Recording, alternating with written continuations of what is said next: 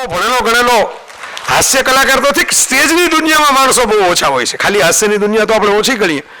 અત્યારે મોટો નાટક લખનારો જીવ, શાળામાં જઈને ભણાવવાની ખેવના કરનારો જીવ, પણ એમાંથી ક્યાંથી કોણે ધક્કો માર્યો અને એ તરતા તરતા આ પહોંચી ગયા આ ટાપુ ઉપરના શિખર ઉપર, એ તમને પોતાની રીતે એ વણાવતા હોય છે. ઘણી વાર લોકો ઝૂંબી ઉઠતા હોય છે, પણ મેં જોયા છે એમને દુનિયાભરની અંદર એક વખત બાઇક હાથમાં લે એટલે તમને પછી સમય ક્યાં વહેતો હોય થંભી જાય.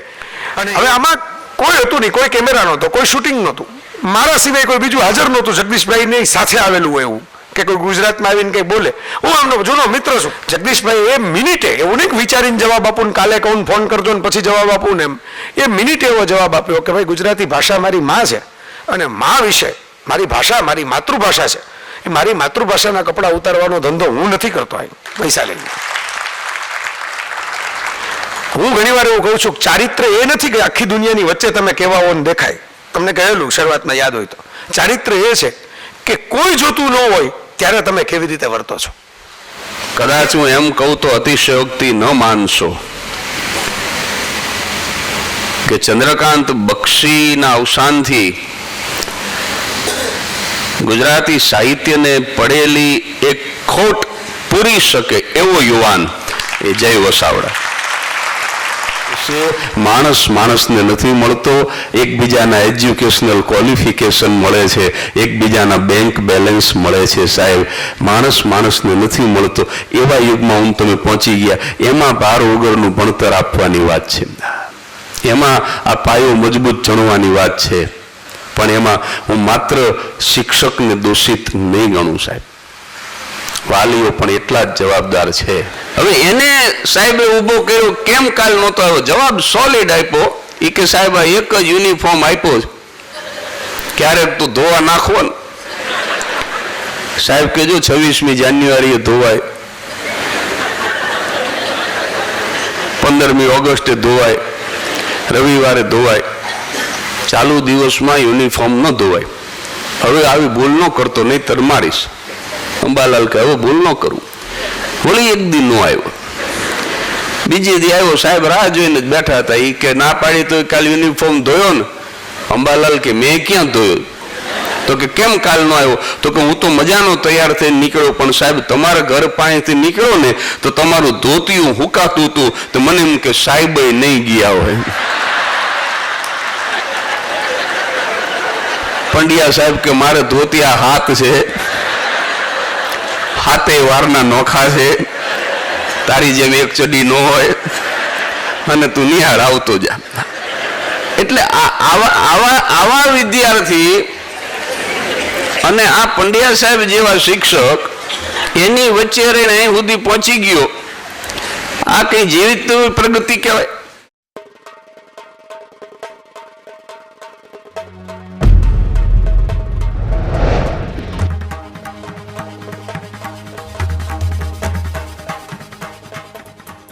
જય વસાવડાના તમામ વિડીયોનો એક જ ઓફિશિયલ ખજાનો એટલે પ્લેનેટ જેવી યુટ્યુબ ચેનલનો જલસો.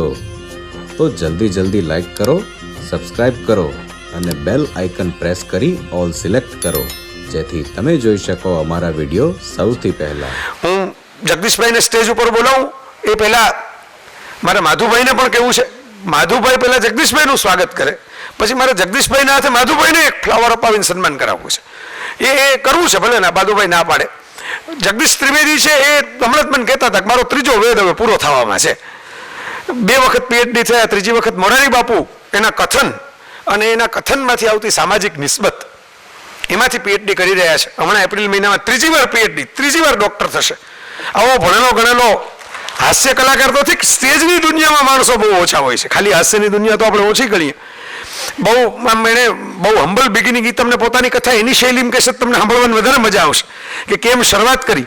અર્થાત મોટો નાટક લખનારો જીવ, શાળામાં જઈને ભણાવવાની ખેવના કરનારો જીવ, પણ એમાંથી ક્યાંથી કોણે ધક્કો માર્યો અને એ તરતા તરતા આ પહોંચી ગયા આ ટાપુ ઉપરના શિખર ઉપર, એ તમને પોતાની રીતે એ વણાવતા હોય છે. ઘણી વાર લોકો ઝૂંબી ઉઠતા હોય છે, પણ મેં જોયા છે એમને દુનિયાભરની અંદર એક વખત બાઇક હાથમાં લે એટલે તમને પછી સમય ક્યાં વહેતો હોય થંભી જાય.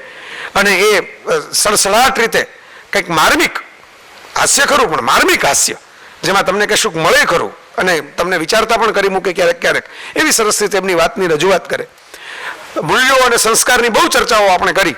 મેં તો નજરે જોયું છે અમેરિકાની અંદર કરીમ મોરાનીના ઘરમાં શાહરૂખ ખાનના ફાઇનાન્સર જે છે, શાહરૂખ ખાનની ફિલ્મો જેમના પૈસે બને છે, એ વ્યક્તિ શાહરૂખના શો જે કરતી હોય એ વ્યક્તિ એમના ઘરમાં પર્સનલ પ્રોગ્રામ, પ્રાઇવેટ પ્રોગ્રામ, અને એમાં જગદીશભાઈ કે ચાલો તમને, મેં તો હું તો એવી લાલચે ગયો કે આપણે બંગલો જોવા મળે. આપણે કંઈ પ્રોગ્રામ કરવાનો હતો નહીં, જગદીશભાઈને સાંભળવાના અને બંગલો જોવાનો કેવો મોટો છે.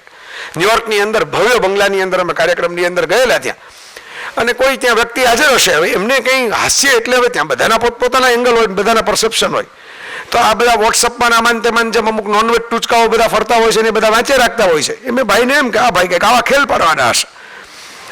હવે આમાં કોઈ હતું નહીં, કોઈ કેમેરા નહોતો, કોઈ શૂટિંગ નહોતું, મારા સિવાય કોઈ બીજું હાજર નહોતું જગદીશભાઈને સાથે આવેલું હોય એવું, કે કોઈ ગુજરાતમાં આવીને કંઈ બોલે. હું આમનો જૂનો મિત્ર છું, એમની સાથે ઘણા અમે સંવાદ કરેલો ઈટીવીમાં, મેં ત્યારે એમને બોલાવેલા. વર્ષોથી અમારી પરિચય છે, પ્રેમ છે. એટલે હું તો કંઈ બહાર નીકળીને કોઈ કાર્યક્રમની અંગત બાબતોની ચર્ચા કરવાનો હોઉં નહીં. કોઈક એવી ફરમાઈશ કરી કે ભાઈ આટલા ડોલર તમે લ્યો, તેનાથી ડોલર વધારે, પણ એક આપણે કંઈક વલ્ગર જોકની મહેફિલ કરો ને.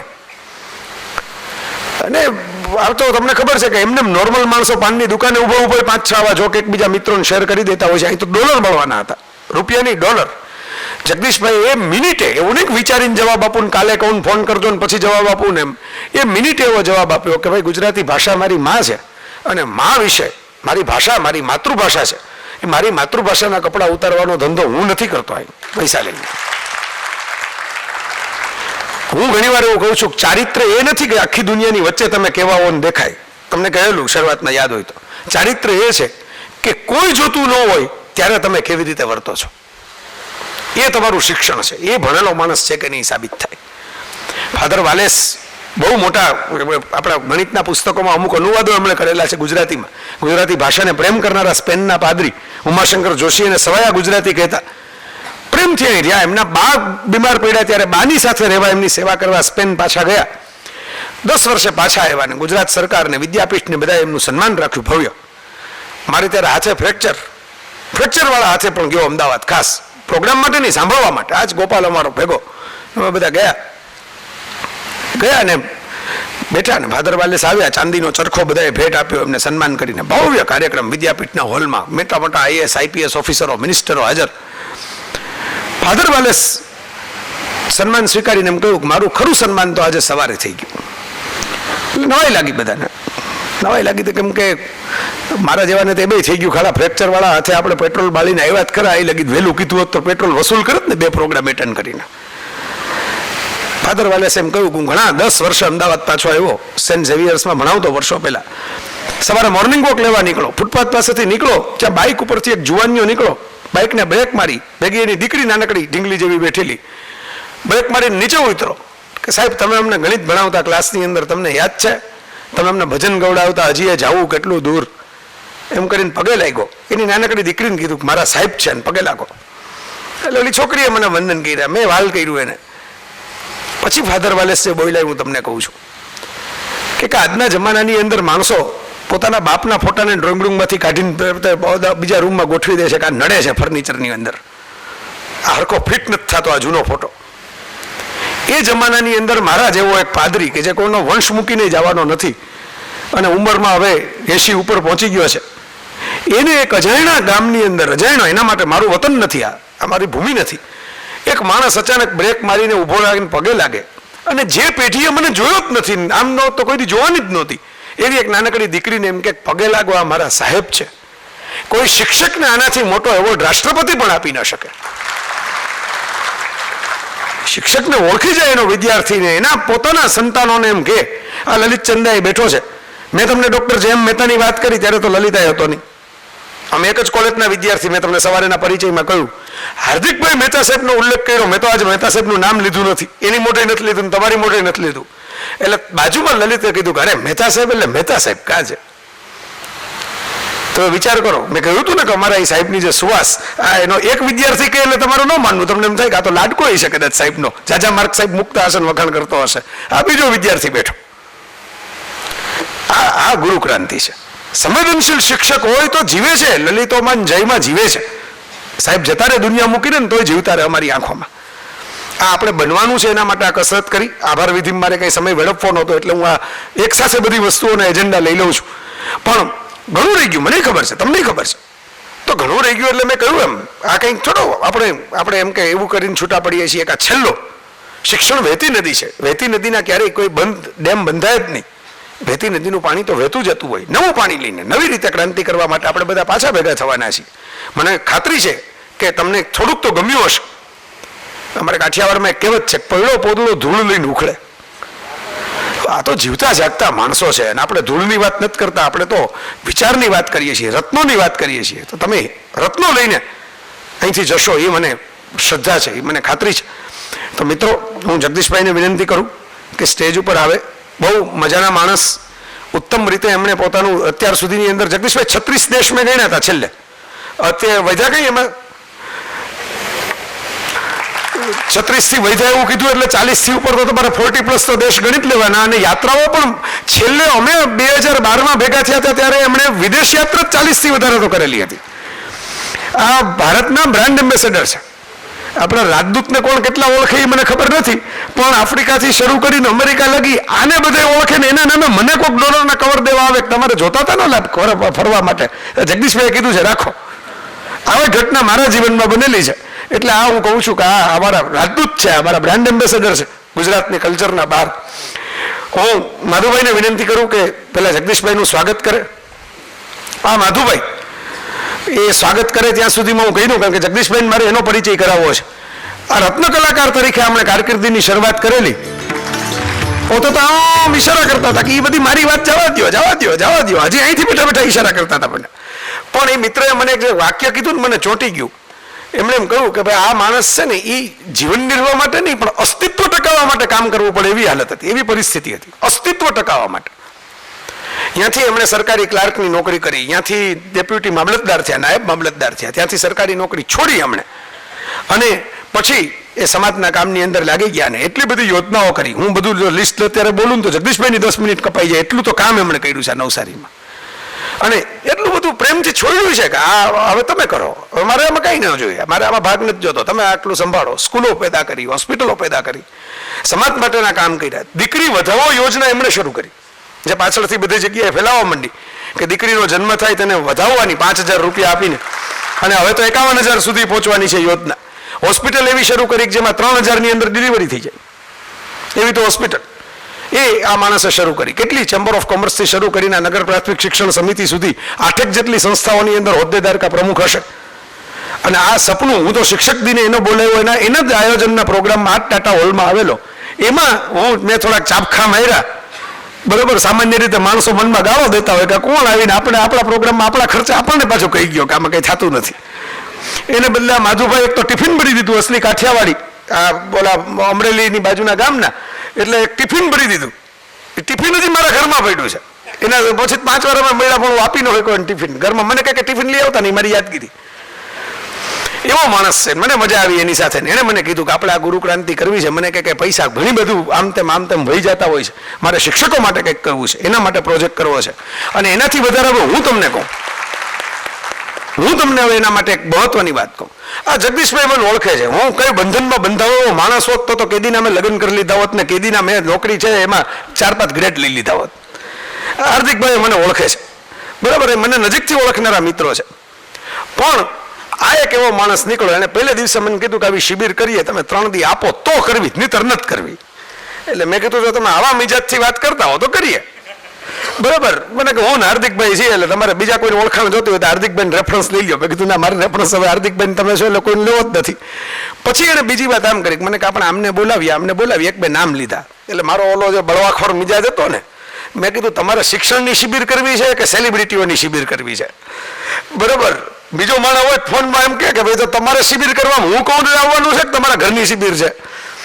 એને બદલે મને એને એમ કીધું કે તમે મુક્ત, તમને જેમ ઠીક લાગે એમ આખી શિબિરનું આયોજન કરો, મન કહો કે મારે ક્યાં ઉપયોગી થવાનું. અને આમાં એવું છે, પતંગિયું છે ને એને તમે પકડવા જાઓ ને તો તમારાથી આઘું ભાગે, પણ તમે શાંતિથી પ્રેમથી બેસી જાઓ ને એક બગીચામાં તો પતંગિયું તમારી ખભે આવીને બેસે. એટલે મારો સ્વભાવ આ પતંગિયા જેવો છે કે મને તમે મુક્ત કરી દો તો હું મુક્ત થાવ નહીં, હું તમારી ભેગો બંધનમાં બંધાઈ જાઉં. એટલે હું બંધાઈને મેં કીધું તો હવે મારી જવાબદારી, હવે એક ફોન તમારે કરવાનો નહીં આવે. બે મિત્રો ન પહોંચી શક્યા પણ આપણે એમનું રિપ્લેસમેન્ટ પણ તરત મેળવી લીધું, તો સરસ રીતે તમને ક્યાંય એનું પેલું આયોજનમાં મુશ્કેલી, ઠક્કર સાહેબ ને જસાણી સાહેબ ગવર્મેન્ટના કામને કારણે ન પહોંચી શક્યા, પણ આપણે ભવિષ્યમાં થશે તો એમને પાછો લાભ લેશું. પણ એમણે પૂરી સ્વતંત્રતા, ક્યાંય મને એમાં આયોજનના ભાગરૂપે અપાતી સૂચના અને સમયની સૂચના સિવાય એક સૂચના માધુભાઈ આવીને આપી નથી કે આ કોણ છે, ક્યાંથી આવે છે, કોણ, બધાને વધાવી જ લીધા છે. ને હું એમ કહું કે આ ભાઈ, આ બેન, એમ કહું ચોક્કસ હું કહું એક લલિત ચંદે નામના ભાઈ આવશે, એને મને પૂછ્યું નથી કોણ લલિત ચંદે, બાયોડેટા મને તો દેખાડો, વાત નથી કરી. એટલે માધુભાઈ, જગદીશભાઈ, મને આનંદ થશે. મારું તો વ્યક્તિગત કાવતરું છે આપણે એમ જેને કહેવાય ને, ઓલું માધુભાઈને પ્રેમથી તમે વધાવી લ્યો તમારા હાથે, એ દ્રશ્ય અને ક્ષણ જોઈને મને એમ રાજીપો થશે કે યોગ્ય માણસનું યોગ્ય સન્માન છું. અને શિક્ષક તરીકે આપ બધાને કહું છું કે સારું કામ કરનારાની કદર કરતા રહેવી.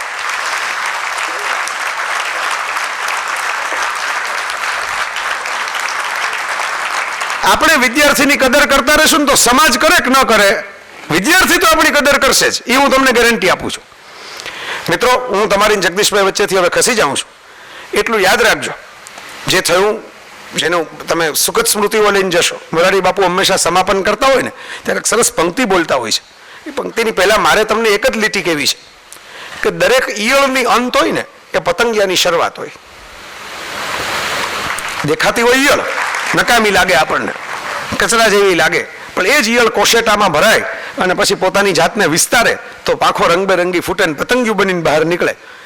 અત્યાર સુધી જે થયું હોય આપણી સંસ્થામાં, આપણા જીવનમાં, આપણા કર્મમાં, પણ આ શિબિર પછી એની મોટી ફળશ્રુતિ એ છે કે તમે અમને થેન્ક યુ કયો કે ન કયો, સેલ્ફી બે પડાવો કે ન પડાવો, પણ તમે આ કોશેટો બનાવી તમારી આસપાસ, અને કોશેટો એટલા માટે નહીં કે અંદર જતા રહ્યો, પણ એટલા માટે કે તમારી નવી પાંખો ફૂટે અને પતંગિયું બનીને તમારા સમાજમાં અને તમારા ગામમાં અને તમારી શાળામાં તમે ઉડો અને રંગો વિખેરો. એનાથી મોટી કોઈ ફળશ્રુતિ નથી.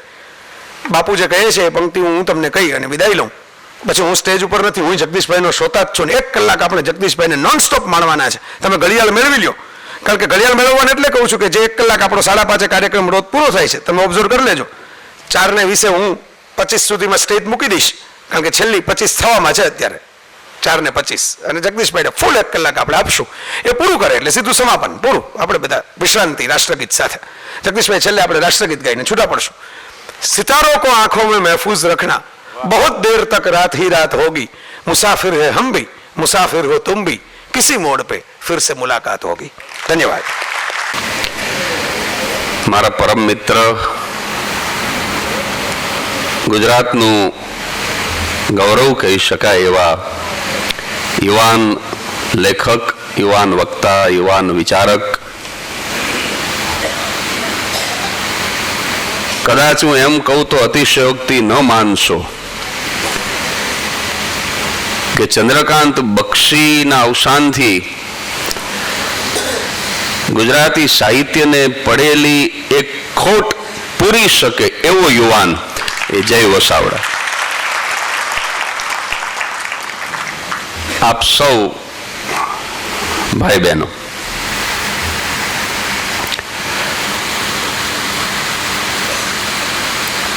એક રમૂજથી મારી વાત શરૂ કરું. વિષયને વફાદાર રહેવાનો પૂરો પ્રયાસ કરીશ. હસાવતો શિક્ષક, હસતો વર્ગ અને ભાર વગરનું ભણતર, આવો મને વિષય આપવામાં આવ્યો છે. મારી સાથે મારો મિત્ર અંબાલાલ ભણતો. અમારા સાહેબે પૂછ્યું કે આ વીજળી ક્યાંથી આવે, તો કે મારા મામાને ઘરે થાવે. એટલે સાહેબનું બીપી વધ્યું કે આ વીજળી તારા મામાને ઘરે થાવે, કે આ મારા મામાના ઘરેથી જ આવે. તો કે શેના ઉપરથી કેસ, તો કે જ્યારે જ્યારે લાઈટ જાય ત્યારે મારા બાપા એમ કહે છે કે એ મારા હાળાએ બંધ કર્યું.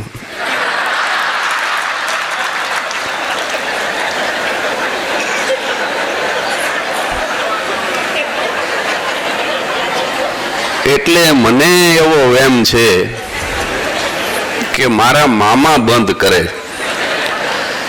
હવે આ છોકરાને સાહેબે કીધું કે વીજળી જો તારા મામાને ઘરેથી આવતી હોય તો એનું અંગ્રેજી બોલ. એટલે કે મને આવડે છે કે એમ નહીં બોલ. એટલે ઊભો થઈને કે ઇલેક્ટ્રિસિટી. એટલે સાહેબ કે શું બોલ્યો? તો કે ઇલેક્ટ્રિસિટી. સાહેબ કે ગેટ આઉટ, કાલ તારા બાપાને લઈને આવજે. બીજે દિવસે એના બાપાને લઈને ગયો. એના બાપા કે શું તકલીફ છે? તો કે આ તમારો છોકરો ઇલેક્ટ્રિસિટી બોલે છે. એનો બાપ કે છોકરો 14 જ વર્ષનો થયો, તમારી એની કેપેસિટી તો જોઈ જોઈને. કેપેસિટી નહીં જોવાની અને સીધા ગેટ આઉટ, ગેટ આઉટ. સાહેબ કે શું બોલ્યા? તો કે કેપેસિટી. તો કે તમારા બાપા જીવે છે? મારા બાપા રનિંગ 72. તો કે કાલ એને લઈને આવજો. બે ગેટ આઉટ. સાહેબ ત્રીજે દિવસે અંબાલાલના ગ્રાન્ડફાધરને ઘોડાગાડીમાં નાખીને ઉપાડ્યા. મોતીઓ ઉતરાવેલો, ઘોડાના ડાબલા જેવા ચશ્મા પહેરેલા, હાથમાં લાકડી. અંબાલાલના ગ્રાન્ડફાધર આવ્યા, શું તકલીફ છે? એટલે શિક્ષકે કીધું કે તમારો છોકરો 48 વર્ષનો કેપેસિટી બોલે, એનો અંબાલાલ 14 વર્ષનો ઇલેક્ટ્રિસિટી બોલે. મારે ગામમાં વાત કરવી પડી, માધુભાઈને કહેવું પડ્યું, જયભાઈને કહેવું પડ્યું. એમાં ઓલા બાપાનો મગજ હટી ગયો, ધ્રુજવા માંડ્યા હાથમાં લાકડી. એ કે સાહેબ અમે ગામડામાંથી આવ્યા છીએ, ઓછું ભણ્યા છીએ, કદાચ અમને અંગ્રેજી ન આવડે, એમાં નાની એવી વાતની આટલી બધી પબ્લિસિટી હુકામ કરો?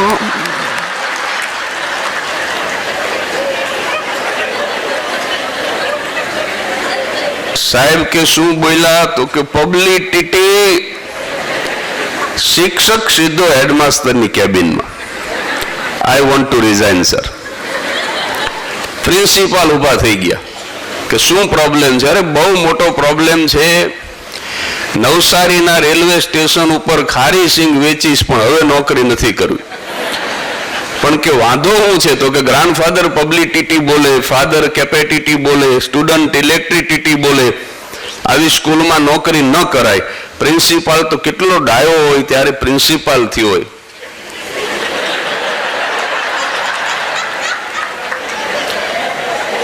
એને તરત જ શિક્ષકને કીધું કે એમ ઉતાવળા થાવમાં આ છોકરો હજી પ્રાઇમરી સ્કૂલમાં ભણે છે, એને એક વખત યુનિવર્સિટીમાં જવા દો.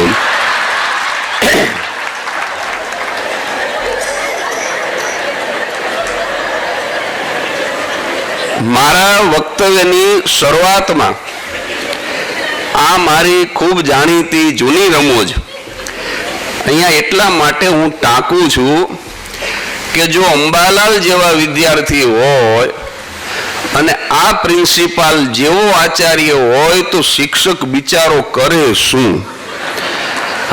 જે શિક્ષકને સલાહ આપવા મને બોલાવ્યો, પણ હું કાંઈ સલાહ તો આપવાનો જ નથી, પણ આવી પરિસ્થિતિમાં શિક્ષક કરે શું સાહેબ? હસાવતો શિક્ષક.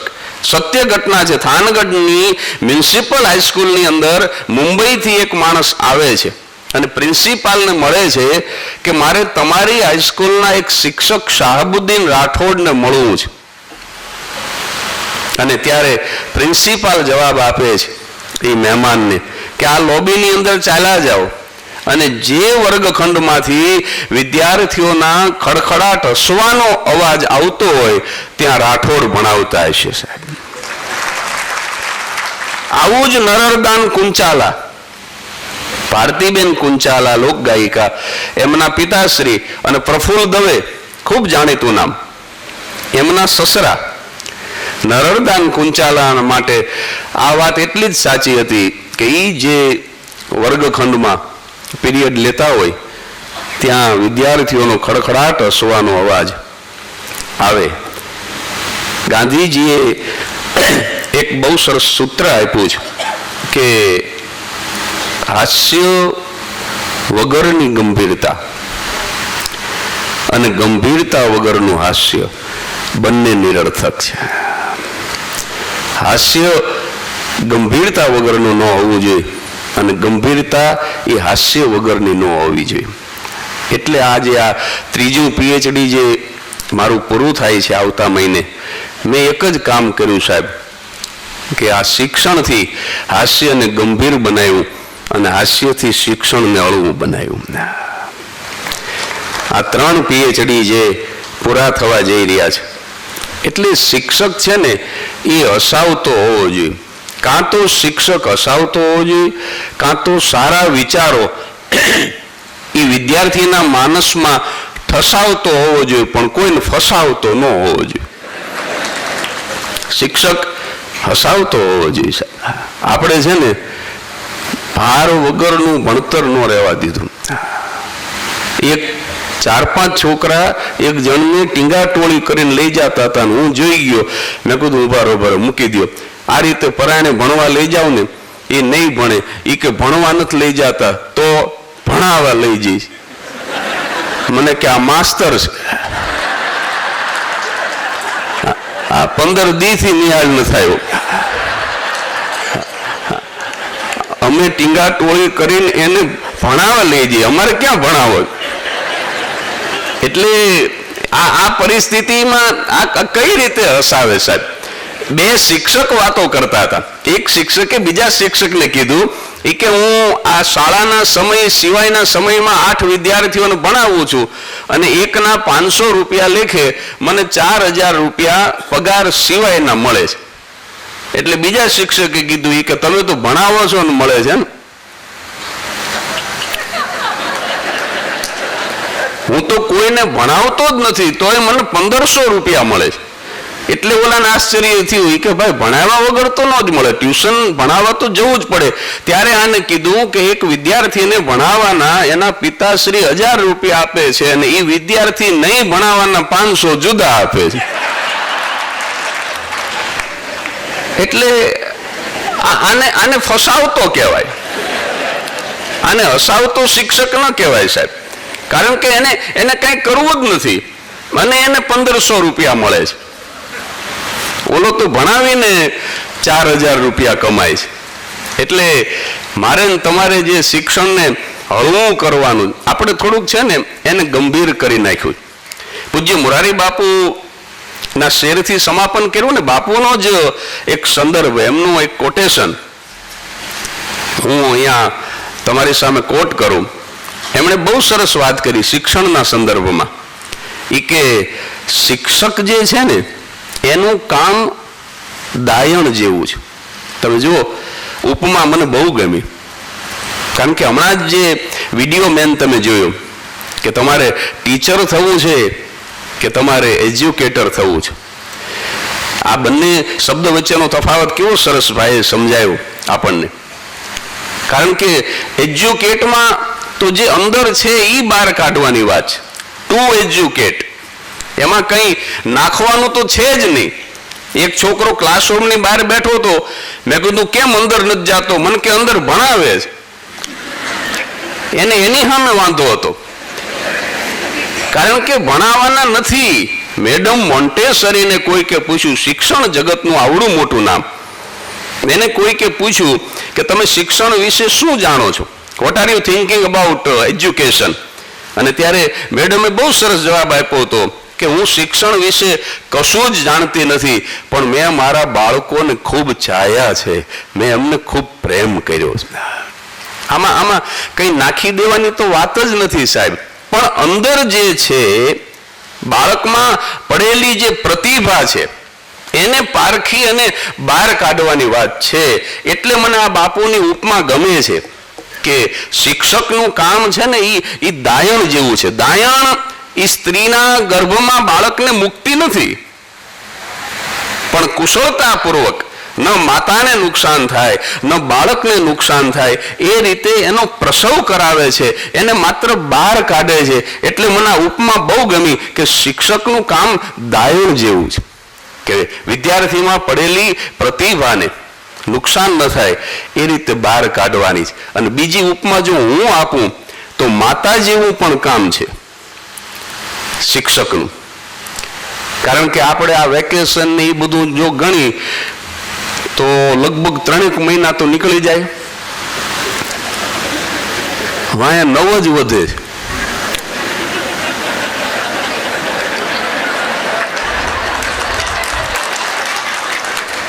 અને એક માતા 9 મહિના પોતાના ગર્ભને પોતાના ઉદરમાં રાખી અને એને જન્મ આપે છે. સાહેબ, એ તો એક જ બાળકને કે એક કે બે બાળકને માતા જન્મ આપતી હશે, પણ આ 9 મહિના દરમિયાન વર્ગમાં રાખી અને 50 જેટલી ચેતનાઓને શિક્ષક નામની માતા જન્મ આપે છે. આ માતા કરતા વધારે જવાબદારી ભરેલું કામ છે. અને જ્યારે સગર્ભા સ્થિતિમાં હોય માતા, ત્યારે સાહેબ બેસવામાં, ચાલવામાં, ઊભા થવામાં, ખાવામાં, પીવામાં, શ્રવણ કરવામાં, વાંચન કરવામાં આપણી માતાઓ કેટલી બધી કાળજી લે છે 9 મહિના દરમિયાન. તો મને એવું લાગે છે કે 50 જેટલી ચેતનાઓને વર્ગ નામના ગર્ભની અંદર 9 મહિના સુધી રાખી અને એને જન્મ આપવાનો હોય, ત્યારે શિક્ષકે પણ એવી જ રીતે બેસવામાં, ચાલવામાં, જમવામાં, પીવામાં, શ્રવણમાં, વાંચનમાં કેટલી બધી કાળજી રાખવી પડે, ત્યારે એક તંદુરસ્ત બાળકને જન્મ આપી શકે. જયભાઈ, એક તાજો વિચાર આજ સવારે આવેલો કે એક પંખો બનાવતી કંપની, સાહેબ આ નિર્જીવ પંખો મને તમને 500-700 રૂપિયામાં, 1000 રૂપિયામાં આપે અને 5 વર્ષની મને તમને ગેરંટી આપે. રેફ્રિજરેટર બનાવતી કંપની એક નિર્જીવ રેફ્રિજરેટર મને તમને 5-10 હજારમાં આપે અને છતાંય 7 વર્ષની ગેરંટી આપે. આટલા શિક્ષકો અહીંયા બેઠા છે. મને પૂછવા દો કે આપણે આપણા બાળકને ભણાવીને જ્યારે સમાજમાં મૂકીએ છીએ, આપણે 5 મહિનાની ગેરંટી આપી શકીએ છીએ કે આ કરચોરી નહીં કરે, આ ટ્રાફિકનું સિગ્નલ તોડી અને ડ્રાઇવિંગ નહીં કરે, આ વ્યસન નહીં કરે? આ આપણે ઘણી વખત નથી કરી શકતા સાહેબ. અત્યારે તો શિક્ષક છોકરાને કે જા બીડી લઈ આવી, અને છોકરા એટલા બધા એડવાન્સ હળગાવીને લઈ આવે, હળગાવી. સાહેબ પાસે માચીસ હોય કે ન હોય? કેટલા બધા કોઓપરેટિવ વિદ્યાર્થીઓ. તો આ નિર્જીવની ગેરંટી જો એને બનાવનારા આપતા હોય, તો સજીવ એક શિક્ષિત માણસને આપણે સમાજની સામે મૂકીએ છીએ, પણ આપણે ગેરંટી 5 મહિનાની નથી આપી શકતા કે આ સજ્જન તરીકે 5 મહિના વર્તશે સાહેબ. અને આમાં હું શિક્ષકોનો જરાય વાંક નથી કાઢતો. મેં તમને શરૂઆતમાં કીધું કે હું કોઈ શિખામણ આપવા નથી આવ્યો, કારણ કે એવી મારી કોઈ કક્ષા નથી. હું છે ને, જયભાઈએ કીધું બહુ સાચી વાત છે, હું 1996ની સાલ સુધી થાનગઢના સ્ટેશન રોડ ઉપર એક નાનકડું ઝેરોક્સ સેન્ટર ચલાવવા વાળો મામૂલી ઝેરોક્સમેન હતો. આજથી 20 વર્ષ પહેલા સાહેબ. અને મારા ગ્રાહકો, મારા જેટલા જ બુદ્ધિશાળી, એ મને ખરેખર પૂછતા કે અંગ્રેજીમાં ઝેરોક્સ કરો છો? આ જોક નથી, આવું મને પૂછે. અંગ્રેજી કાગળ લઈને આવ્યા હોય અને પાછું હું જવાબ આપું કે હા, જાપાનનું મશીન લાવ્યો છું એટલે અંગ્રેજીમાં થાય. આવી રીતે મારો ધંધો હાલતો આ 96ની સાલ સુધી સાહેબ. અને એટલો બધો તોફાની હતો, શિક્ષકોને ન ગમે એવું એક લક્ષણ કહું છે. એ ભાઈએ તો મારા બધા વખાણ જ કર્યા, મારા દુર્ગુણ ન કીધા, એટલે હું એ 1-2 કહી દઉં. હું એટલો બધો તોફાની હતો કે 11મા ધોરણમાં ગીજુભાઈ શુક્લ કુમાર વિદ્યાલય લીંબડી, અને ત્યાંની બ્રાહ્મણ બોર્ડિંગમાં હું ભણતો. મા બાપ કંટાળી ગયા એટલે બોર્ડિંગમાં મૂક્યો હતો. અહીંયા તો ઘરે ભણાવવાની વાત હાલતી હતી. મને તો પરણે બહાર મોકલો, ધક્કા મારીને મોકલો, કારણ કે મારા બાપા મને નિશાળે મૂકવા આવે ને બાપા ઘરે પહોંચે પહેલા હું ઘરે પહોંચી જતો. એટલે મને લીંબડીની બ્રાહ્મણ બોર્ડિંગમાં મૂક્યો ઘરે ભણાવવાને બદલે. અને આ સત્ય ઘટના છે, આ હું તમને હસાવવા માટે નથી કહેતો, પણ બ્રાહ્મણ બોર્ડિંગ અને આ ગીજુભાઈ શુક્લ કુમાર વિદ્યાલયના 11મા ધોરણની સ્થાનિક પરીક્ષામાં લગભગ કોઈ શિક્ષક વિદ્યાર્થીનું વર્ષ ન બગાડે, એને શિક્ષક કૃપાથી એ પાસ કરી દે. મને સાહેબ મારા તોફાનોની સજાના ભાગ રૂપે માધુભાઈ મને 11મા ધોરણની લોકલ એક્ઝામમાં નાપાસ કરેલું કે આને સજા કરો, આ ગાંઠતો નથી કોઈને. અને આ લોકોએ મને નાપાસ કર્યો અને બોર્ડિંગના ટ્રસ્ટીઓએ ભેગા થઈ અને મને કાઢી મૂક્યો. એ કે આને બોર્ડિંગમાં ન રખાય. આ સત્ય ઘટના છે સાહેબ. અને મારે તો બધાને તો 2 મા બાપ હોય, મારે 4 મા બાપ છે. મારા પાલક માતા પિતા 4 થાકી ગયા હતા અને 4 આવીને જયભાઈ કરગરે કે તમે આને કાઢી મૂકશો તો અમારું શું થાય છે. અને બોર્ડિંગ વાળા લેવા તૈયાર નહીં. બોર્ડિંગમાંથી ખરેખર મને કાઢી મૂક્યો. 11મા ધોરણમાં શિક્ષકોએ મને નાપાસ કર્યો અને 12મા ધોરણમાં મેં મારી લાયકાતથી નાપાસ થઈ દેખાડ્યું કે શિક્ષકો જ નાપાસ કરે, નાપાસ થઈ એવા હેન્ડીકેપ નથી હો. મને નાપાસ થતા આવડે છે. હું મારા સ્વબળથી નાપાસ થઈ શકું એવો છું. અને ખરેખર 12મામાં હું મારી લાયકાતથી જ નાપાસ થયો હતો, કારણ કે 12મા ધોરણ સુધી હું વિજ્ઞાન પ્રવાહની અંદર હતો અને મને ખબર જ નહોતી કે આપણે વિજ્ઞાનના નહીં, આપણે તો હાવ અજ્ઞાનના માણસ છીએ. 12મા ધોરણમાં નાપાસ થયા પછી મને કેવળ જ્ઞાન થયું કે આ આપણી લેન જ નથી. અને સાહેબ 2 વખત નાપાસ થયા પછી આ તમે અભિમાન ગણો તો અભિમાન, કે મારું જે આત્મગૌરવ ગણો તો મારું આત્મગૌરવ, પણ શું ન થઈ શકે સાહેબ. 2 વખત ઉપરા ઉપરી નાપાસ થયા પછી મેં મક્કમ નિર્ધાર કર્યો હતો કે આ સમાજે ભલે મને 2 વખત નાપાસ કર્યો, પણ હવે 2 વખત ડોક્ટરેટ લઈને ન દેખાડું તો હું જગદીશ ત્રિવેદીની. આ કોઈ મારા અહમની અભિવ્યક્તિ નથી, પણ વિદ્યાર્થી ધારે તો થઈ કે આ 3જું ડોક્ટરેટ તો ઉમેરણનું છે. ભરવાડ દૂધ આપે ને પછી થોડું ઉમેરે. તમે 2 શેર લેતા હોય ને પછી પાછું 1 પરી જેટલું ઉમેરે આમ. એટલે આ 3જું જે હવે આ એપ્રિલમાં જે મળશે એ તો ઉમેરણનું છે. એટલે આ વાતો એટલા માટે કરું છું કે જયભાઈની વાત તો સાવ સાચી જ છે કે આવી જ રીતે હું ભણ્યો અને આવી જ રીતે હું અહીં સુધી પહોંચ્યો છું. પણ આમાં હું માત્ર શિક્ષકોનો વાંક નથી જોતો સાહેબ, વાલીઓ પણ એટલા જ જવાબદાર હોય છે.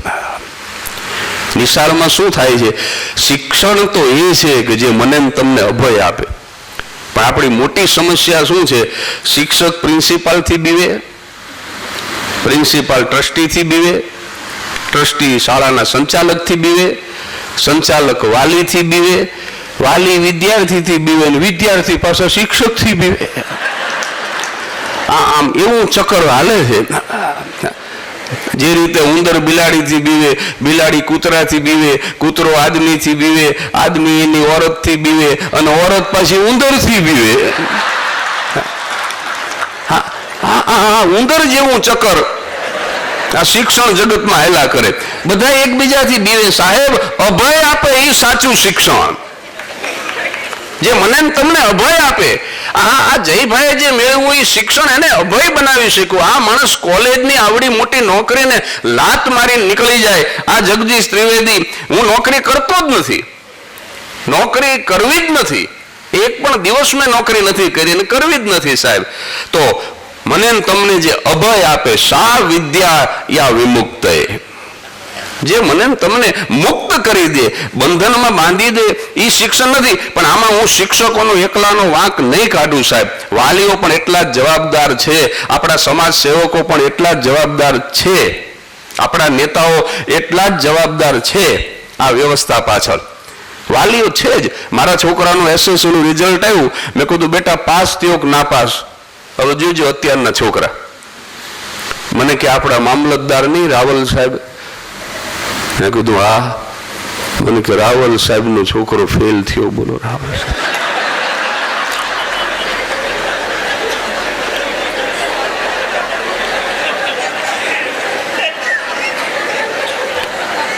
મેં કીધું રાવલનો ભલે થયો, મારે ક્યાં રાવલના ઘરે ચાવલ માગવા જવું. બેટા આપણે જે કંપનીના શેરમાં ઇન્વેસ્ટમેન્ટ કર્યું હોય એના ભાવની ચિંતા હોય. તારું શું થયું ઈ કે. મને કે આપણા કલેક્ટર નહીં શર્મા સાહેબ. મેં કીધું હા. મને કે શર્મા સાહેબનો ફેલ થયો. બોલો. મેં કીધું શર્માનું ભલે થયો, તું શર્મા તારું શું થયું ઈ કે. ત્યારે એ બોલ્યો મને કે મામલતદારનો નાપાસ થાય, કલેક્ટરનો નાપાસ થાય તો તમે ક્યાં વડાપ્રધાન હતા તો હું પાસ થઈ જાઉં. આ વિદ્યાર્થીઓ, આમાં શિક્ષકનો જ વાંક કાઢવાનો માધવભાઈ, વાલીનો કઈ વાંક જ નહીં. મારા બાપા ને મારો છોકરો બે બજારમાંથી જતા હતા, સામેથી એના ટીચર આયલા આવે, મારા બાપા કે મૌલિક હંતાઈ જા, તારા માસ્તર આવે, મારો છોકરો કે બાપા તમે હંતાઈ જાઓ. મારા બાપા કે 86 વર્ષે હું શું કામ હંતાવ? તો કે કાલે નિશાળ નહોતો ગયો ને આજે ગયો. સાહેબે પૂછ્યું કેમ નહોતો આવ્યો? મેં એમ કીધું મારા દાદા ગુજરી ગયા. મારા બાપાને ઊભી બજારે છાતીમાં દુખવા માંડ્યું કે આ નક્કી જીવતા જગતિયું કરાવશે. 2 વર્ષ પછી 12મા ધોરણનું રિઝલ્ટ આવ્યું, હાથમાં ખુલ્લી માર્કશીટ લઈને આવ્યો. મેં કીધું આ વખતે પાસ હોવો જોઈએ. મેં કીધું બેટા પાસ થયો કે ના પાસ? મને કે હું પરીક્ષા આપવા ગયો તાર તમે શું કીધું હતું? મેં કીધું મેં એમ કીધું તું સારા માર્ક્સથી પાસ થઈ જઈશ, બેટા તને બાઇક લઈ દઈશ. મને કે રાજી થાવ. મેં કીધું આ થઈ ગયું હશે. મને કે રાજી થાવ, તમારા 72,000 બચાવ્યા. પછી માર્કશીટમાં કઈ જોવાની જરૂર જ નહીં. તો હિંમત રાખીને માર્કશીટ જોઈ, એના માર્ક સાંભળજો. ગુજરાતીમાં 2, ગણિતમાં 3, ઇંગ્લિશમાં મીંડું. નીચે પ્રિન્સિપાલની સાઇન વાંચી R.S. ઓઝા. મેં કીધું ઓઝા સાહેબ તો મને ભણાવતા, હજુ જીવે છે ત્યારે એને ચોખવટ કરી, માર્કશીટ મારી નથી તમારી જ છે. મને જૂના ટંકમાંથી જેડી. મેં કીધું ખબરદાર જો ખાખા ખોળા કર્યા, આવી એન્ટિક વસ્તુ બહાર નહીં કાઢવાની. આમાં શિક્ષકનો ક્યાં વાંક છે? આખો ગાણવો દાજી ગયો છે. આ તો આગે સે ચલી આતી હે. આમાં બિચારા શિક્ષક ઉપર આપણે પછી દોષનો ટોપલો ઢોળી દઈ, એ બરાબર નહીં. 2 વખત નાપાસ થયો, મેં પછી ખખડાયો. મેં કીધું 2 વખત નાપાસ થયો. આ સામેવાળા મહેન્દ્રભાઈ ની બેબી સામુ જો 98% લાવી. મને કે એની સામે જોવા માર્યો એમાં જ નાપાસ થયો.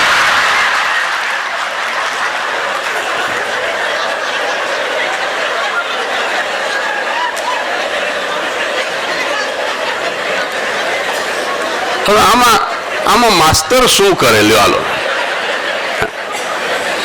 એટલે બીજી જે ઉપમા છે, એક તો માસ્તર એટલે કે શિક્ષક એ દાયણ સ્વરૂપે હોય છે, અને બીજી જે ઉપમા છે કે સગર્ભા માતા સ્વરૂપે. સાહેબ 9 મહિના જેટલો સમય જે શૈક્ષણિક કાર્ય કરતો હોય છે, ત્યારે પહેલું બાળક એ ગર્ભની અંદર 9 મહિના સુધી સચવાતું હોય છે, અને અહીંયા આ બાળક વર્ગની અંદર 9 મહિના સુધી સચવાતું હોય છે. અને એ રીતે નવી પ્રતિભાને, નવી ચેતનાને એ બહાર મૂકે છે શિક્ષક. અને મજાની વાત એ છે સાહેબ કે શિક્ષકની ત્રીજી ઉપમા એ કુંભાર જેવો હોય છે, પ્રજાપતિ. કુંભારનું કામ શું છે? એ ઠામ બનાવે. શિક્ષક છે ને એ 4 પ્રકારના ઠામ બનાવતો હોય છે. શિક્ષક કાં તો વિદ્યાર્થીને તાવડી સ્વરૂપે બજારમાં મૂકતો હોય છે, કાં તો એ કડા સ્વરૂપે બજારમાં મૂકતો હોય છે, કાં તો એ નળિયા સ્વરૂપે બજારમાં મૂકતો હોય છે, અને કાં તો એ કોડિયા સ્વરૂપે બજારમાં મૂકતો હોય છે. આ 4 ઠામ એટલા માટે કહું છું કે તાવડી જે છે ને, સૌરાષ્ટ્રનો એક શબ્દ છે કે તાવડી દાંત કાઢે છે. રોટલા કઢીને પછી ઊની તાવડીને આમ તમે ચૂલા પાસે ભીતના ટેકે મૂકો ને, એટલે તાવડીની અંદર જે તિખારા દેખાય અમુક સમય સુધી, સ્પાર્કિંગ દેખાય તમને, એને અમારે સૌરાષ્ટ્રની અંદર એમ કે તાવડી દાંત કાઢે. અને જેની તાવડી દાંત કાઢે ને એના ઘરે મહેમાન આવ્યા વગર ન રહે. એટલે એક પ્રકારના વિદ્યાર્થી શિક્ષક નામનો પ્રજાપતિ એવા તૈયાર કરે છે કે એની પાસેથી કંઈક પ્રાપ્ત કરવા માટે આજીવન મહેમાનોને એના ઘર સુધી આવવું પડે, એવો વિદ્યાર્થી તૈયાર કરે. તાવડી જેવો એ પહેલું પાત્ર છે સાહેબ. અને પછી ઘડો જે મને તમને છે ને, એક તો ઘડાને કુંભાર ઘડતો હોય ને, જો તમે જુઓ ને તો એ આમ ઘડાને આમ તાપલી મારતો હોય ને તો આપણને એમ લાગે કે હમણાં ફૂટી જશે, પણ અંદરથી એવી રીતે એને પકડ્યો હોય કે એને ફૂટવા ન દે. એટલે જે રીતે ઘડાને ઘડતો હોય શિક્ષક, અત્યારે તમે જુઓ શિક્ષક મારી નથી શકતા વિદ્યાર્થીને. અમારા વખતમાં ઢીબી નાખતા. મેં બહુ માર ખાધો. આ નાની મોટી મુશ્કેલી હવે અસર નથી કરતી એનું કારણ એ વખતનો માર છે. મને બહુ બહુ માર્યો શિક્ષકોએ, અને છતાંય વાલી ફરિયાદ નહોતા કરી શકતા સાહેબ. હવે તમે અત્યારે જુઓ, શિક્ષક મારી નહીં શકે, એટલે એને તાપલી મારે ને તો જો એવી રીતે મારે કે જે રીતે કુંભારે અંદરથી ગળાને પકડ્યો હોય એ રીતે વાલથી જો એને વઢી લે. આ જયભાઈ હમણાં વાત કરી ને કે એને જો તમે આશ્વાસન આપશો, એને તમે શાબાશી આપશો, પછી ક્યારેક દબો મારશો તો એ દબો એને છે ને ખરાબ નહીં લાગે, એ સ્વીકારી લેશે તમારા મારને, તમારું વઢવું એને વાલું લાગશે જો તમે વાલથી વિઢાઈશો. એટલે કડો જે રીતે પાણી દ્વારા એ તૃષાતુર માણસની તરસ छिपावे છે સાહેબ. એટલે બીજા પ્રકારનો વિદ્યાર્થી શિક્ષક એ તૈયાર કરે છે કે સમાજમાં કોઈને જ્ઞાનની તરસ હોય છે, જુદી જુદી પ્રકારની જે પીપાસાઓ હોય છે, પણ એ તરસા માણસોની તરસ छिपाવી શકે એવા કળા સ્વરૂપે એ વિદ્યાર્થી સમાજની અંદર બહાર નીકળે. અને ત્રીજું જે સ્વરૂપ છે એ નળિયાનું સ્વરૂપ છે સાહેબ. નળિયા જે રીતે ટાઢ તડકો અને વરસાદ જેવા દુઃખમાંથી મને તમને બચાવે છે, એવી રીતે એ નળિયા સ્વરૂપે એ અમારું છાપરું જે રીતે અમને પલળવા ન દે, અમને તડકો ન લાગવા દે, એ રીતે સમાજને છાપરું બની અને ટાઢ તડકો અને વરસાદથી જે બચાવી લે, એ ત્રીજા સ્વરૂપના જે વિદ્યાર્થી શિક્ષક તૈયાર કરે છે એ નળિયા સ્વરૂપે છે. અને ચોથું જે પાત્ર છે એ કોડિયું છે સાહેબ. એ કોડિયું છે ને એ પ્રકાશ ફેલાવે છે. એવા વિદ્યાર્થીઓ શિક્ષક તૈયાર કરે કે જે સમાજના તિમિરને દૂર કરી અને એને પ્રકાશ સુધી પહોંચાડી દે. એ ચોથું સ્વરૂપ છે. આ ચાર પ્રકારના પાત્રોને ઘડે છે શિક્ષક. પણ એક વસ્તુ ચોક્કસ કહી દઉં, અહીંયા ઇંગ્લિશ મીડિયમ છે નહીં એટલે કોઈ મને ચિંતા નથી, પણ મારા દરેક કાર્યક્રમમાં કહું છું ને અહીંયા કહી દઉં કે પ્રાથમિક શિક્ષણ કેવળ અને કેવળ માતૃભાષામાં જ મળવું જોઈએ સાહેબ. કેવળ અને કેવળ માતૃભાષામાં. મારા છોકરાને દેખાદેખીમાં ઇંગ્લિશ મીડિયમમાં દાખલ કર્યો, બીજા દિવસે એની સ્કૂલમાંથી ચીઠી આવી, તમારો મૌલિક સ્કૂલમાં ગુજરાતીમાં વાતો કરે છે, માટે એની સાથે ઘરમાં પણ અંગ્રેજીમાં વાતો કરવી. હવે મારા બાપા આજની તારીખમાં એ ધોતિયું પહેરે, આજની તારીખમાં હાવ મારા બાપા આ રીતે જીવન જીવે, અને આ છોકરો ઇંગ્લિશ મીડિયમમાં ટાઈ પહેરીને જાય, પૌત્રને નેક ટાઈ, દાદાને બેક ટાઈ, એને ધોતિયામાં પાછળ ટાઈ જેવું લાગે, અને મારા છોકરાને આગળ ટાઈ, વચ્ચે મારા માથે નહીં ડાય. આમાં તમે કેમ અનુસંધાન કરો સાહેબ? કેવી રીતે બોલવું? અત્યારે જો કે એક સારું છે કે છોકરો આમ સ્કૂલે જતું હોય તો 500 રૂપિયાના બૂટ પહેર્યા હોય, 700 રૂપિયાનું યુનિફોર્મ પહેર્યો હોય, 150 રૂપિયાનું દફતર હોય, અંદર 1400 રૂપિયાના ચોપડા હોય, એની અંદર 1.5 રૂપિયાનો નાસ્તો હોય. આમ છોકરું હાલું જતું હોય તો 7-8 હજારનું છોકરું જતું હોય. એટલું સારું છે. અમારા જમાનામાં માધુભાઈને ખ્યાલ છે કે આ પ્રકારે જલસા ન થતા. સરકારી યુનિફોર્મ હોય, કોઈના માપ લેવાના ન હોય, જેના ખોળામાં આવે એનો હોય. અંબાલાલે તો અહીંયા પહેર્યો, બોલો ચડો છે ને એ કેપરી જેવો લાંબો થયો, જમીનથી 4 જ આંગળ ઊંચો, બોલો. અને શર્ટ પહેર્યો તો અડધું પેટ દેખાય એટલો ટૂંકો. હવે આવો ટૂંકો બુસ્કોટ ને આવો કોથળા જેવો ચડો, માથે એલ્યુમિનિયમનું ટંક ને. મેં અંગ્રેજીમાં અંબાલાલ લખતા નહોતું આવડતું, મેં અંગ્રેજીમાં અંબાલાલ મેં લખી દીધેલું એના ટંક માથે, અને મારા ઉપર જગદીશ લખેલું, મારી જોડણી ખોટી JAGADISH લખેલું. દેવશંકર મહેતા મારા નાના, જેના ઉપર મેં પહેલું PhD કર્યું, મને કે JAGADISH નો આવે, JAGDISH આવે. અને અમે બે આમ માથે ટંક મૂકીને જતા. આમ એલ્યુમિનિયમના. અને એમાં એક દી અંબાલાલ નો આવ્યો ને લાપુ પંડ્યા, લાભશંકર પુરુષોત્તમ પંડ્યા ભૂકા કાઢી નાખે એવા માસ્તરો. બીજે દી આવ્યો એવો ઊભો કર્યો, કેમ કાલ નો આવ્યો? જવાબ અંબાલાલ હારા આપતો. એના જવાબ કોઈ દી નબળા નહોતા સાહેબ. પહેલવેલા અમારા ગામમાં બમ્પ થયા ને, બમ્પ, તો એ બમ્પ વિશે એને જે સાહેબ જે અભિપ્રાય આપ્યો કે આ વસ્તુ શું કામ કરી, એ જગતમાં કોઈ નહીં આપી શકે. એ કે આ હારું લ્યો, ગામનું પાણી ગામમાં, સીમનું પાણી સીમમાં. મેં કીધું આ ગામના સીમના પાણી નોખા પાડવા નથી કર્યા, આ હાડકા નોખા ન પડી જાય એના માટે કર્યા. અમારે લાભશંકર સાહેબ કે તારો જન્મ કઈ સાલમાં થયો હતો? તો કે સાહેબ હું સાલમાં નહીં, હું તો ગોદડીમાં જન્મ. ગુજરાતીના શિક્ષકે ક્રિકેટ મેચ ઉપર નિબંધ લખી આવવાનું કીધું, બીજે દી એક જ લીટી લખીને આવ્યો, વરસાદ પડ્યો ને મેચ બંધ રહ્યો. ઊંડો ઉતરે જ નહીં. હવે એને સાહેબે ઉભો કર્યો, કેમ કાલ નહોતો આવ્યો? જવાબ સોલિડ આપ્યો. એ કે સાહેબ આ એક જ યુનિફોર્મ આપ્યો, ક્યારેક તો ધોવા નાખવો ને. સાહેબ કેજો 26મી જાન્યુઆરીએ ધોવાય, 15મી ઓગસ્ટે ધોવાય, રવિવારે ધોવાય, ચાલુ દિવસમાં યુનિફોર્મ ન ધોવાય. હવે આવી ભૂલ ન કરતો, નહીં તર મારીશ. અંબાલાલ કે હવે ભૂલ ન કરું.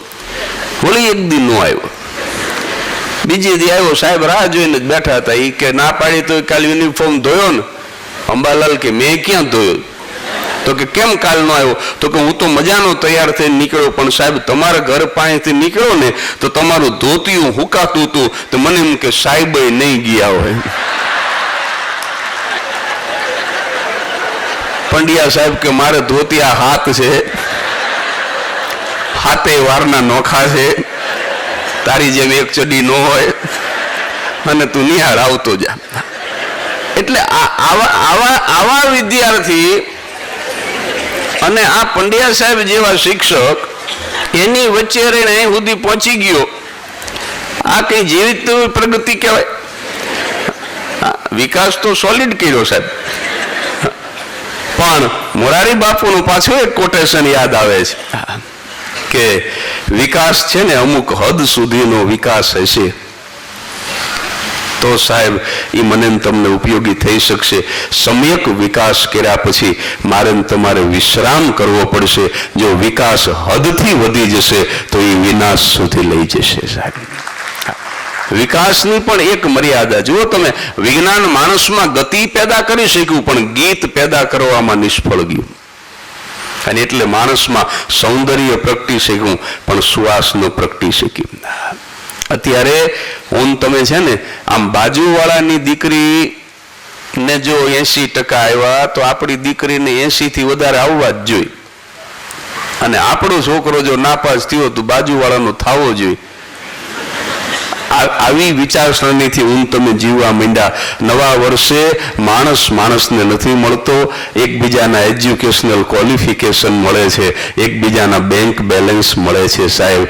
માણસને નથી મળતો એવા યુગમાં હું તમે પહોંચી ગયા. એમાં ભાર વગરનું ભણતર આપવાની વાત છે, એમાં આ પાયો મજબૂત ચણવાની વાત છે. પણ એમાં હું માત્ર શિક્ષકને દોષિત નહીં ગણું સાહેબ. વાલીઓ પણ એટલા જ જવાબદાર છે. મારા છોકરાની ચિઠ્ઠી આવી, આ ચિઠ્ઠીનો વિરોધ કરી શકાય. આ અંગ્રેજી માધ્યમમાં ભણવી હજી મને નથી ગમતું. મારો છોકરો જયભાઈ પ્રવચનમાં યાદ કર્યો, મેં એને SMS કર્યો. મેં કીધું બેટા, અંકલે તારું નામ લીધું, તરત એનો પાછો જવાબ આવ્યો, પણ એ ભણે છે એ મીડિયમ મને નથી ગમતું સાહેબ. આ મારી બહુ મોટી ભૂલ છે. અમે એ ચિઠ્ઠીનો વિરોધ કરી શીખાવત, ગુજરાતીમાં ઘરમાં બોલી શીખાવત, પણ ચિઠ્ઠી વાંચીને મારા એકના એક ધર્મપત્ની એને અંગ્રેજી બોલવાની શરૂઆત કરી. ભાઈ તમે સાંભળો, ધનુરવા ઉપડે. મારો છોકરો ખાતો નહોતો ને તો કે મૌલિક તું ઈટ કરી લે. ઈટ નહીં કરે તો ગ્રો કેવી રીતે થશે? માટે પેટ ભરીને ઈટ કરી લે. મારો છોકરો કે નથી ભાવતું, ભલે તને ફાવે તે ટેક કર. 10 દિશામાંથી આવું અંગ્રેજી. હું તો કાનમાં રૂના પૂમડા ભરાવીને ફરવા માંડ્યું, કારણ કે આવું સાંભળવું એના કરતા બેરા મરી રહેવું સારું. પણ હવે રાત્રે હુતી વખતે પૂમડા ખાડવા, રાત્રે હુતા તા છોકરો કે સ્ટોરી કે, તો કે નહીં, ઘડિયાળમાં સી કર. મારી તો ઊંઘ ઉડી ગયું. મેં કહ્યું ઘડિયાળમાં સી કરાય? આ 3 ટોયલેટ શું કામ બનાવ્યા છે? મને કે એમ નહીં, ઇંગ્લિશમાં બોલું છું, સી એટલે જોવું. ઘડિયાળમાં સી કર, 11 વાગી ગયા છે. આવતીકાલે મોર્નિંગ પડે એટલે સ્ટોરી કરીશ, તું 2 આંખો બંધ કરીને સ્લીપી જા. અરે તારી માનું સ્લીપી જા. સાહેબ આવું અંગ્રેજી બોલવું એના કરતા મારી તમારી માતૃભાષા 17 દરજ્જે સારી છે સાહેબ, 17 દરજ્જે સારી. અને અહીંયા બેઠા એ તમામની 4 માતા છે, કોઈની 1 માં નથી સાહેબ. મારી તો 2 માં મેં કીધું એટલે મારે તો 5 થઈ સાહેબ. બધાયની 4 છે, કારણ કે મારી તમારી માતૃભૂમિ એ પણ આપણી માં છે, આપણી માતૃભાષા એ પણ આપણી માં છે, આપણને જન્મ દેનારી જનેતા એ પણ આપણી માં છે. અને જે સંસ્થાને જયભાઈ યાદ કરે છે, જે મહેતા સાહેબને યાદ કરે છે, આ બંને મિત્રો જ્યાંથી હું તમે ભણીને નીકળ્યા છીએ, આપણી માતૃ સંસ્થા પણ મારી તમારી માં છે સાહેબ. 4 માતાઓ વચ્ચે આ વિકાસનો જે ગ્રાફ મારો ને તમારો, આ 4 માં જ. પણ આવું અંગ્રેજી બોલી મારા દરેક કાર્યક્રમની અંદર મેં ઇંગ્લિશ મીડિયમનો વિરોધ નથી કર્યો. અંગ્રેજી ન શીખો એવું તો ભૂલથી નહીં ન બોલાય. પણ એક વાત મેં ચોક્કસ કરી છે, અને અહીંયા આપ સૌ સરકારી પ્રાથમિક શિક્ષકો બેઠા છો એટલે તમે 100% એ વાતને વધાવશો કે તમારા બાળકને સારામાં સારું અંગ્રેજી આવડે એ ગૌરવની વાત છે. પણ જો એને ગુજરાતી ન આવડે તો એ શરમની વાત છે સાહેબ. એટલે શિક્ષક ઉપર હાવ દોષનો ટોપલો ઢોળી દેવો એ મને બહુ ઉચિત લાગતું નથી. પણ હાસ્યને સાથે રાખી અને હળવાશથી જો એ આ ભણતરને ભાર વગરનું કરે, જે મારો વિષય છે કે હસાવતો શિક્ષક હસતો વર્ગ. અને એક બેન કદાચ બોલ્યા હતા કે કોઈ બોલ્યું તો કદાચ બેન જ બોલ્યા હતા કે શાળાએ જવા માટે થઈને રડે બાળક. એ વાક્ય મને ગમ્યું. જે દિવસે બાળક શાળાએ જવા માટે થઈને રડશે ત્યારે સમજી લેજો કે શિક્ષકે માતાનો દરજ્જો પ્રાપ્ત કરી લીધો. શાળાએ જવા માટે થઈને રોવા માંડે. અને આ રીતે જો આ શિક્ષણને હળવું કરી શકે. અત્યારે વિદ્યાલયની વ્યાખ્યા કેવી થઈ ગઈ માધુભાઈ? વિદ્યાનો જ્યાં લય થાય એ વિદ્યાલય એવી વ્યાખ્યા થતી જાય છે. વિદ્યાપીઠની વ્યાખ્યા એવી થતી જાય, વિદ્યા જ્યાં પીઠ ફેરવી ગઈ એ વિદ્યાપીઠ. આવો જ્યારે યુગ આવે, આવી જ્યારે વ્યાખ્યાઓ સમાજની અંદર પ્રચલિત થવા માંડે, એવા સમયની અંદર માધુભાઈ ઘરના પૈસા જોડી અને ગુજરાતની અંદર 3 દિવસીય આવી એક શિબિર કરે છે સાહેબ. આ માણસને વધાવી લેવાની જરૂર છે. આટલા બધા શિક્ષકોને. અને સાહેબ એક વસ્તુ તમને કહી દઉં, માધુભાઈ આ શિબિર કરી એની પાછળનો આશય એક એવો પણ છે કે સતત સાંભળવાથી વિદ્યાર્થીઓને કેટલું કષ્ટ પડે છે એનો તમને અનુભવ નથી. એટલા 3 દી સુધી સતત સાંભળો તો તમને ખ્યાલ આવે કે ઓલા લોકો કેટલું સહન કરે. જે સતત સાંભળે છે એ કંઈક સહન કરતા છે. એટલે તમને આજે આમ 3 દિવસ માટે જાણે કે વિદ્યાર્થી હોય એવી રીતે અહીંયા બેસાડ્યા માધુભાઈએ. એટલે હાસ્ય દ્વારા હળવા રહીને હળવાશથી. અને એક વસ્તુ કરબદ્ધ પ્રાર્થના, આ કોઈ મેં કીધું એમ મારું કોઈ એવું જ્ઞાન નથી, મારી કોઈ કક્ષા નથી કે હું શિખામણ આપી શકું. હું તો 2 વાર નાપાસ થયેલો એટલે તો મારો ભૂતકાળ મેં કીધો તમને. પણ મારી કરબદ્ધ પ્રાર્થના છે શિક્ષક ભાઈ બહેનોને કે ક્લાસરૂમની અંદર જાઓ ને ભલે ગમે એટલા થાકેલા હોય, કદાચ નાનું મોટું ટેમ્પરેચર હોય, ઘરની કોઈ પણ સમસ્યા હોય, આધિ વ્યાધિ કે ઉપાધિ, આ ત્રણમાંથી કોઈ પણ જાતની મુશ્કેલીથી તમે પીડાતા હોય, પણ જગદીશ ત્રિવેદીની એક શિક્ષક ભાઈ બહેનોને પ્રાર્થના છે કે ક્લાસરૂમની અંદર જાઓ ને ત્યારે કાયમ હસતા મોઢે જાજો સાહેબ, હસતું મોઢું. આપણા પરમ પૂજ્ય સાસુ ગુજરી ગયા હોય, ન કરે નારાયણ, તો પણ દાંત કાઢતા કાઢતા જાજો. જોકે શિક્ષિકા બહેનો તો આમાં કાઢે જ, પણ ભાઈઓ કાઢજો.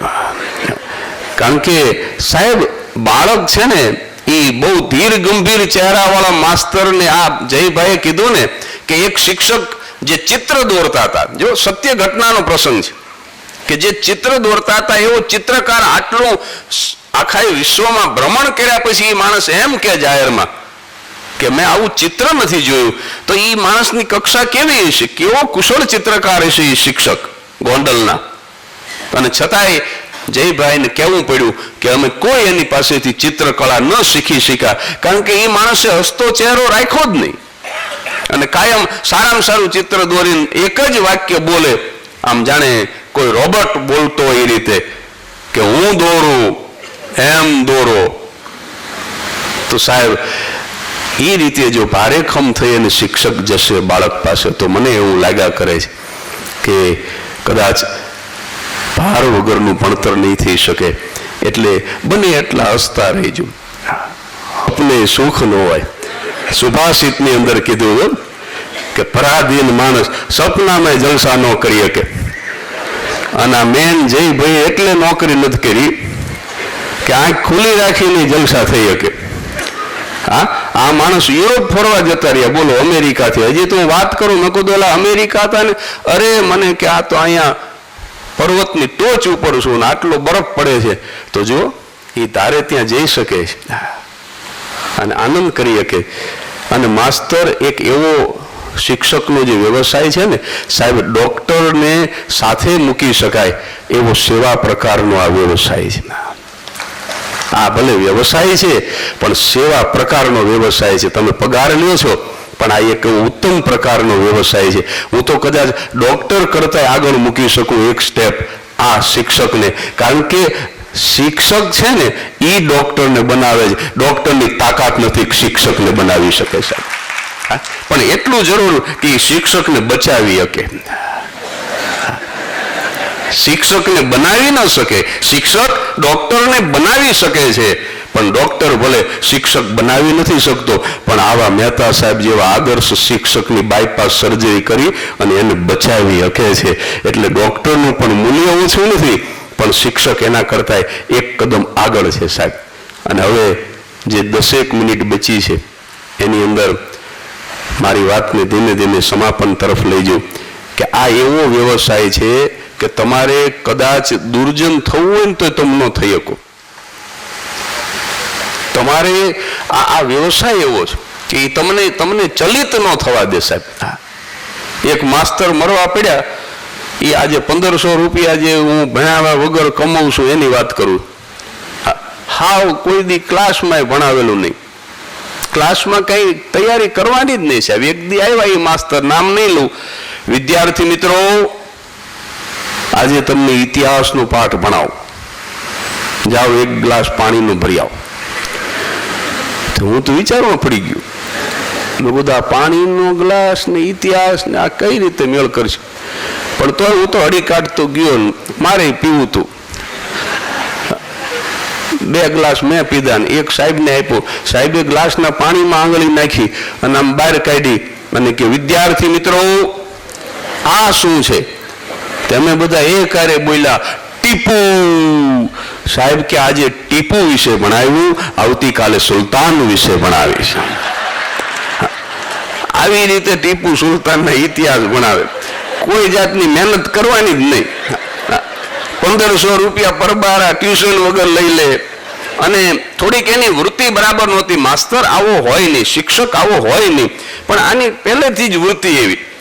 હાંજે દિશાએ જાય માધુભાઈ, હાવ દી હાથમે દિશાએ જાય આ માસ્તર, અને આમ ડેલીની બહાર નીકળી જાય ને પછી એના છોકરાને હાથ પાડે કે મધ્યાહન ભોજનનું ફાનસ હળગાવજે. ઈ ખાતે જ રાખેલું. સરકારે જે ઓલું પ્રૌઢ શિક્ષણનું ફાનસ, પ્રૌઢ શિક્ષણનું ફાનસ સળગાવજે. આ મધ્યાહન ભોજનની પ્રૌઢ શિક્ષણનું ફાનસ જે ગઈઢા માણાને ભણાવવા માટે આપેલું. અમારા ગામમાં થોડાક ભણવા ગયા હતા, એ આમ નામ લખતા શીખી ગયા ને ત્યાં રેશન કાર્ડમાં નામ નીકળી ગયા. બોલ, જેટલા લખતા શીખતા જાય રેશન કાર્ડમાં નીકળતા જાય. પોતાનું નામ લખતા શીખતા જાય રેશન કાર્ડમાં નીકળતા જાય. પછી એ યોજના અમે પછી પડતી મૂકી દીધી, કીધું હવે કાંઈ ભણવું નથી હવે. અને આ મધ્યાહન ભોજનનો અર્થ છે ને, એ મોરારી બાપુના એક પ્રવચનમાં મેં સાંભળેલો કે મધ્યાહન ભોજન એટલે શું કે વિદ્યાર્થી અને સરકાર આ બેની મધ્યમાંથી જે અન્ન મળે એ મધ્ય અન્ન ભોજન, એ બાપુનો અર્થ છે, એ મારો નથી. એટલે આ માસ્તર આ ફાનસના આવા દુરુપયોગ કરે ને 1500 રૂપિયા ટ્યુશન વગર ને આવી રીતે ઇતિહાસ ભણાવે ને એમાં મરવા પડ્યા. અને આમ તો શિક્ષક છેલ્લા શ્વાસ લેતું હોય એ કોઈ વિદ્યાર્થીને ગમે નહીં, પણ મારે થોડુંક વેર હતું પહેલેથી. એટલે આ મારી ભૂલ ગણો તો ભૂલ, મને નાપાસ કરવામાં હાથ એમનો. હું રાજી થઈ ગયો હોસ્પિટલમાં કોઈને આવું કહેવા જવાય નહીં. અમારે એક ચીનો છકડા ઉપરથી પડી ગયો ને તરણેતરના મેળામાં ચાઇનીઝ આવેલો, તે પછી એને સાલમાં રાખેલો. હમણાં મારા એક મિત્રને સિમ્સમાં લઈ ગયા, પણ હવે સિમ્સ આપણે નથી બોલતા, આપણે એમ કહીએ સીમમાં લઈ ગયા. મેં બધા ગામમાં હતા ને સીમમાં લઈ ગયા. સિમ્સ એટલે આને સાલમાં રાખેલો. તે અંબાલાલને મેં કીધું ગમે એમ તો મહેમાન છે, તારે ટિફિન લઈને ટાઈમ ટુ ટાઈમ જવાનું અને આપણા ઘરનું જ એને જમાડવાનું. અંબાલાલ પહોંચી જતો, પણ એકવાર આમ જઈને ઊભો રહ્યો ને એમાં ઓલો ચીનો કે ચિંગ ચુંગ ચાંગ ઝીંગ પિંગ આટલું બોલીને ગુજરી ગયું. તે અંબાલાલની ભાષા સમજાય નહીં કે આને શું જોઈએ છે, પણ એટલો હોશિયાર ખરો, એને લખી નાખ્યું ગુજરાતીમાં ચિંગ ચુંગ ચાંગ ઝીંગ પિંગ સિંગ. અમે દુભાષિયા પાસે ગયા, મેં કીધું આ મળતી વખતે શું બોલ્યો, કાંઈ રહસ્ય ખોલ્યું? મને કે ના, આને એટલું જ કીધું કે ઓક્સિજનની નળી ઉપરથી પગ લઈ લે.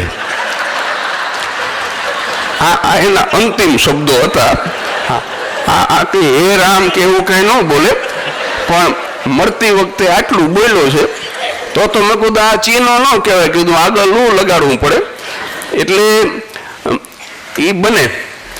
પણ આ માસ્તરને મેં કીધું જો મરવા પડ્યા ને, પણ એની વૃત્તિ બરાબર નહોતી. હા, મેં એની મજાક કરીને એને મરતી વખતે શું કીધું ખબર? અરે મને કે સ્વર્ગમાં જઈ, સ્વર્ગમાં, અને અપ્સરાઓ મને કે સ્વાગત કરવા આવશે આવા બુકે લઈને. બોલો, એને ઈ સ્વર્ગની લાલચ. અને માસ્તર ખરેખર ઈચ્છા કરીને ઉપડ્યા અને સ્વર્ગમાં જ ગયા. અને આમ જ્યાં રંભાન ઉર્વશી મેનકાન હાથમાં બુકે લઈને ઉભેલી અને માસ્તર મરકવા માંડ્યા. પણ ત્યાં તો ઉર્વશી આવીને સીધી પગે જ લાગી કે મને ઓળખી 5મામાં હું તમારી પાસે ભણતી. માસ્તર કે આ તો ભારે થઈ. સામેથી રંભા એલી આવે એ પગમાં પડી કે મેં તો સાહેબ ટ્યુશન તમારું જ રાખ્યું. અને સાહેબ મોહનલાલ અહીંયાથી રાડ પાડ્યો, એ કે આ બધી જો મારા ક્લાસમાંથી લીધી હોય ને તો મને પાછો મોકલી દો, મને અહીંયા ન રાખશો બાપા.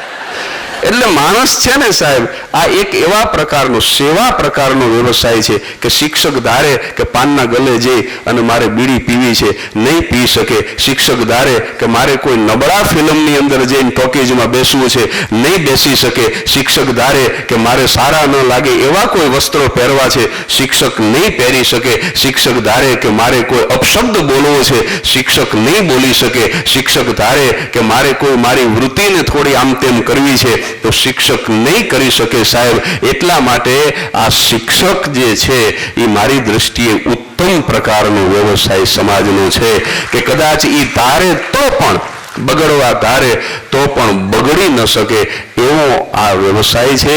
અને એ શિક્ષક જો સતત હસતો હશે, હસાવતો હશે, તો મને એવું લાગે છે કે વર્ગખંડ પણ એ હસતો જ વર્ગખંડ હશે અને હસતો વર્ગખંડ હશે.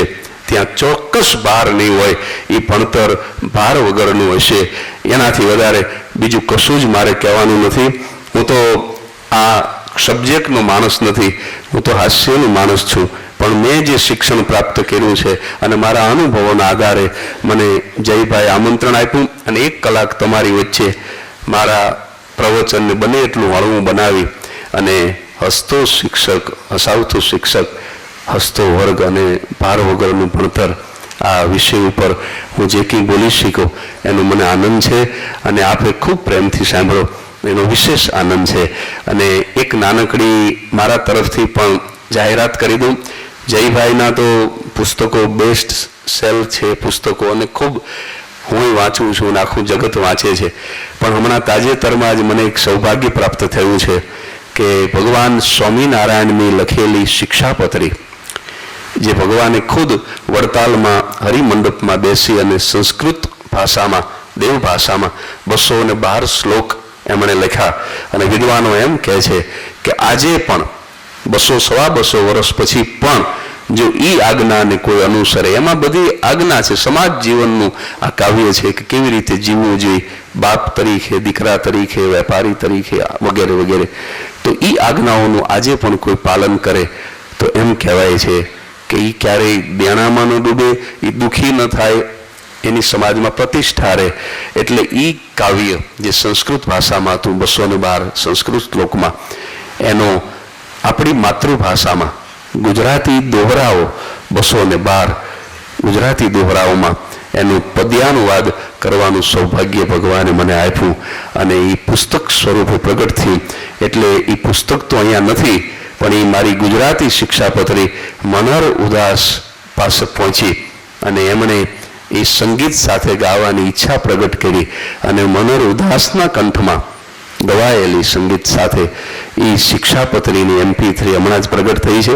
હું ભાઈને એ જ વાત કરતો હતો કે રોટરી ક્લબે જે અમારા ગામમાં ડાયાલિસિસ સેન્ટર શરૂ કર્યું એમાં મનરભાઈ પધારેલા અને આ મારી કવિતા અને અવાજ મનર ઉદાસનું એ MP3નું વિમોચન થયું હતું. એના થોડા પીસ અહીંયા હું એટલા માટે લાવ્યો છું કે આમાં કોઈ સત્સંગી હોય તો એ પડતર કિંમતે મેળવી શકે, એની જે કોસ્ટ છે, કોસ્ટ ટુ કોસ્ટ. અને આમ તો સત્સંગી ન હોય એ પણ કદાચ ગાડીમાં સાંભળે તો આ આજ્ઞાઓ એના જીવનમાં ઉપયોગી થાય એવી છે.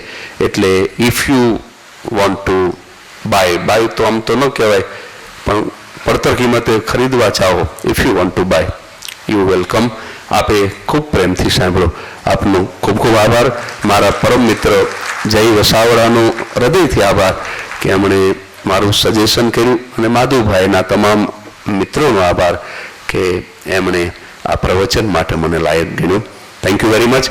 દિલ મિલે કિસી को दिलदार मिले, फूल मिले किसी को फूलों का हार मिले, यारी मिले किसी को और किसी को यार मिले. आप सब शिक्षकों को हर वक्त सारे जहां का प्यार मिले. Thank you very much.